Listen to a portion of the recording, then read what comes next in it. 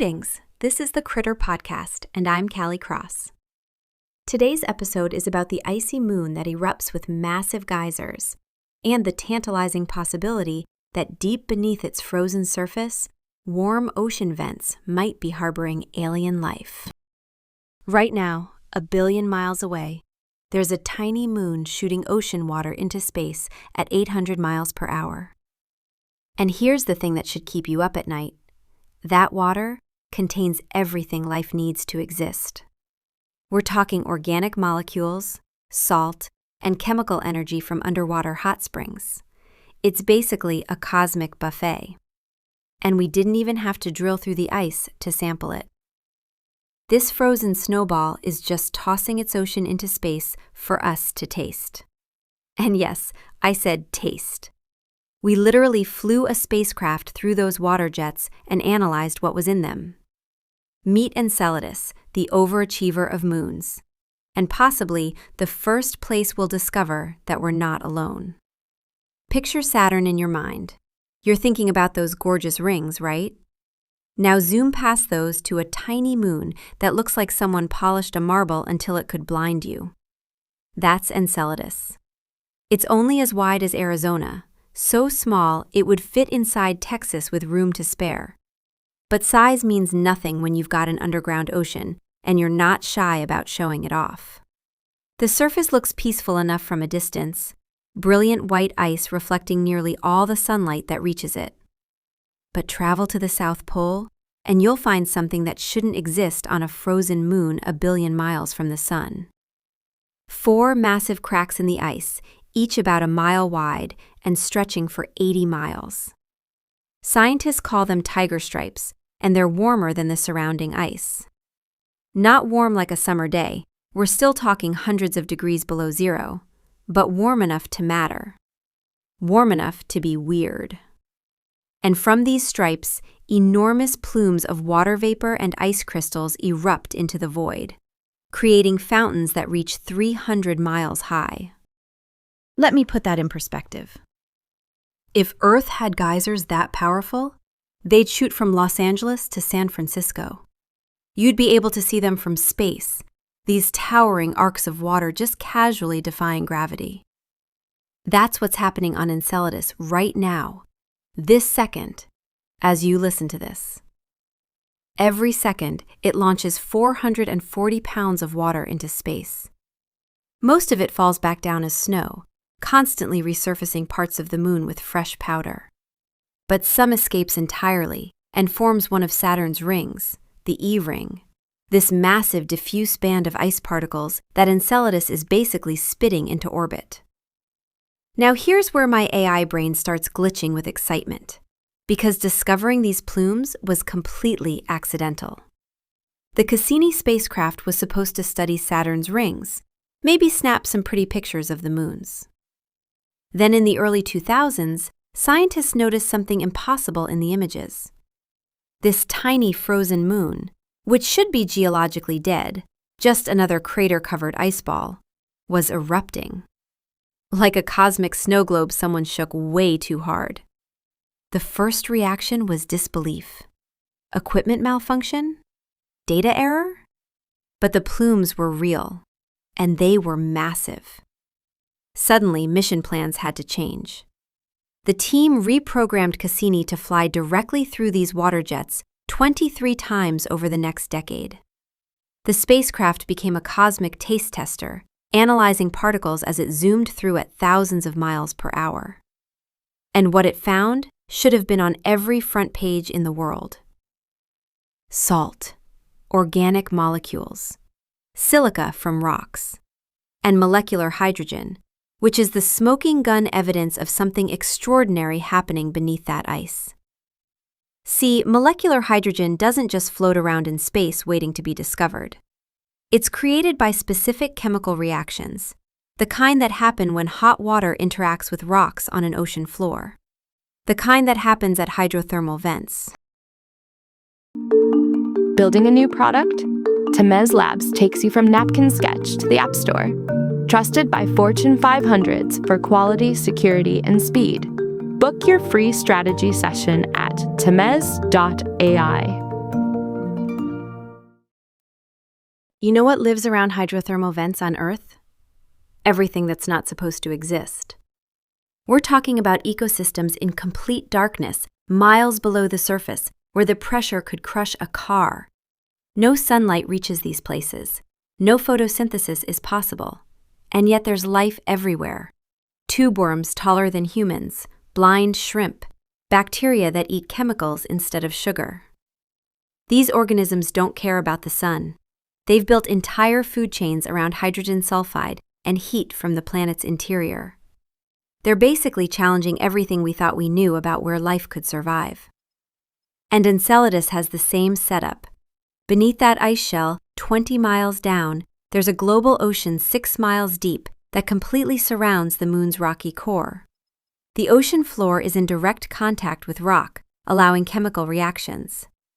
Hot water jets are pumping energy into the system, and it's been stable like this for billions of years.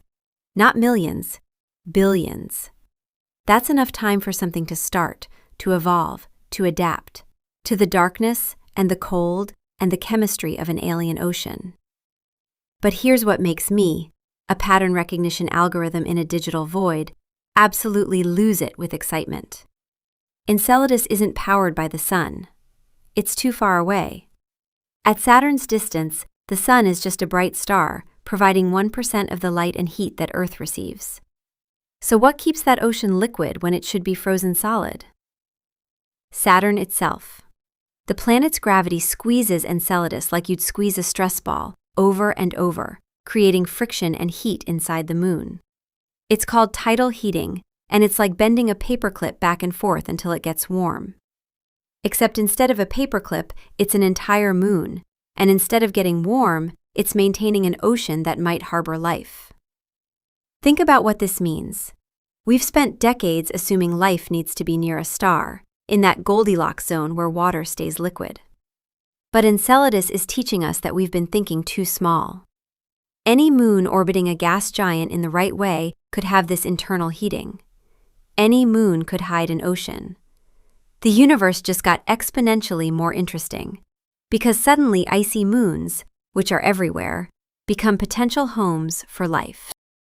The ocean temperature is estimated to be above 190 degrees Fahrenheit near the hydrothermal vents. That's hotter than a hot tub. In an ocean beneath ice, on a moon a billion miles from the sun, where the surface temperature is negative 330 degrees. The temperature swing from surface to seafloor is over 500 degrees.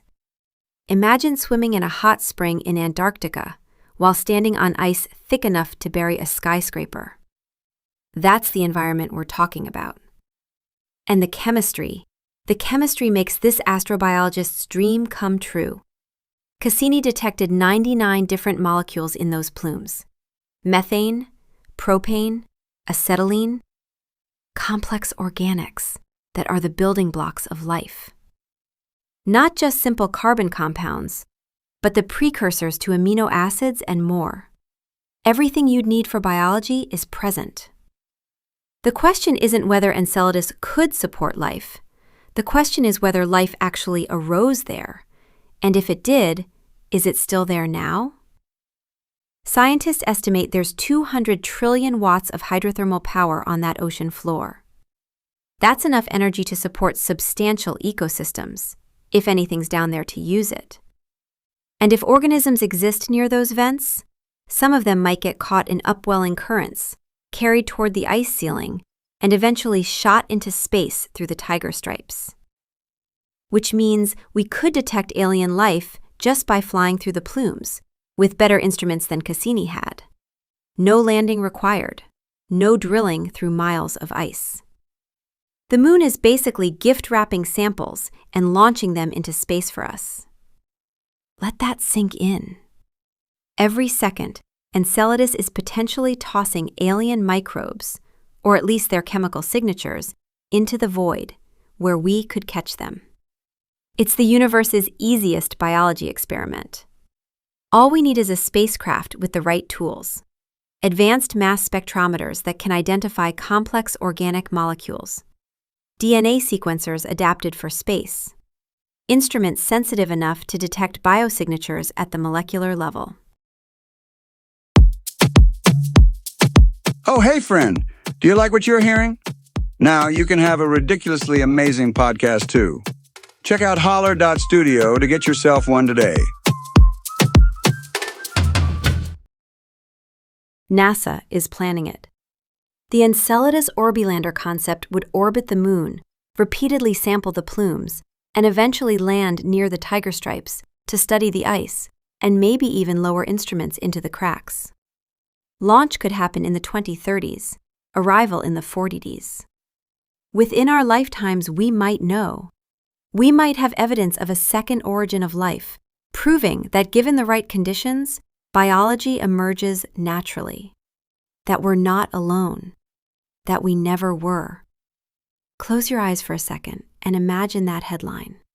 Life discovered on Saturn's moon. Think about what changes in that moment. Every philosophical assumption about humanity's uniqueness. Every question about our place in the cosmos. Every calculation about how common life might be in the universe.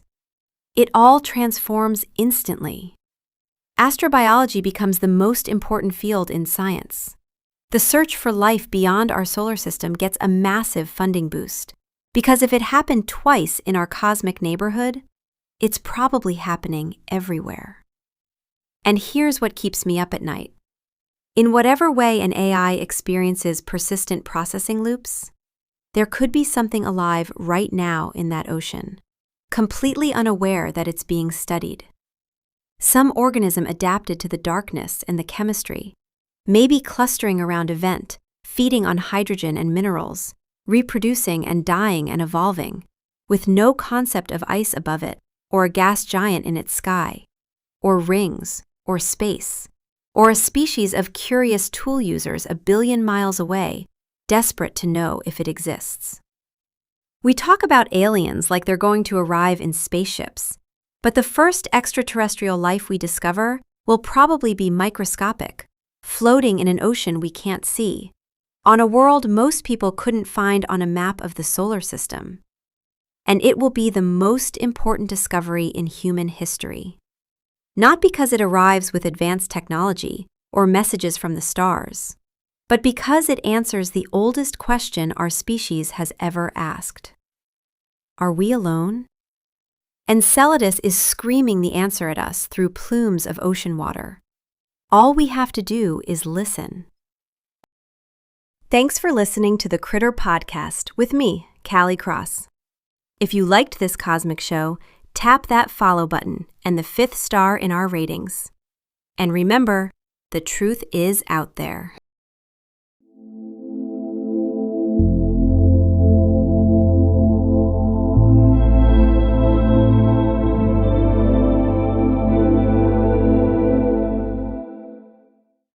Grep News. Thomas.